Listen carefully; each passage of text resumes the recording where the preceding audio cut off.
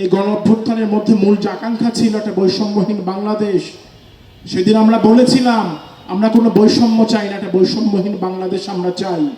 সেই যে আকাঙ্ক্ষা আমাদের মধ্যে ছিল, অথচ আমরা দেখলাম পরবর্তী সময়ে 5 আগস্ট পরবর্তী সময়ে যে অন্তর্বর্তীকালীন সরকার গঠিত হলো, সে অন্তর্বর্তীকালীন সরকার সে বৈষম্যহীন বাংলাদেশের যে স্বপ্ন, সেই স্বপ্ন এবং আকাঙ্ক্ষাকে নস্যাৎ করে তারা যে রাষ্ট্র পরিচালনা করেছে।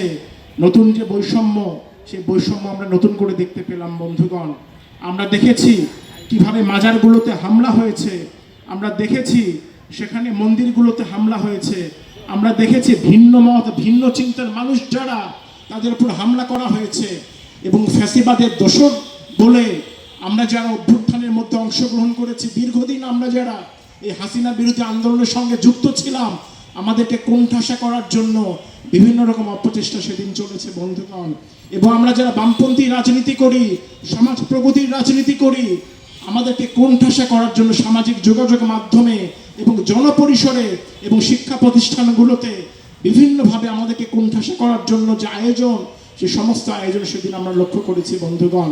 কিন্তু আমরা বলতে চাই, অতীতে আমাদেরকে বলা হতো, আমরা যখন হাসিনার বিরুদ্ধে লড়াই করতাম আমাদেরকে বলা হতো বামাতি, অর্থাৎ আমরা জামাতের রাজনীতিকে শিক্ষা প্রতিষ্ঠানগুলোকে প্রতিষ্ঠিত করার চেষ্টা করছি।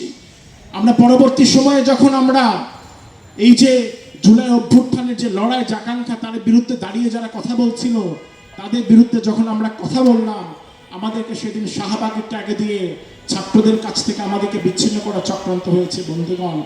কিন্তু আমাদের যে লড়াই, সে লড়াই কিন্তু আসলে দমে যায়নি। ফলে আমরা বলতে চাই 5 আগস্ট পরবর্তী জুলাইয়ের যে আকাঙ্ক্ষা, সে আকাঙ্ক্ষাকে কোনোভাবে দমানো যাবে না। সে আকাঙ্ক্ষাকে আজকে ধারণ করা করছে। আজকে আপনি দেখুন ছাত্রদল কি করছে।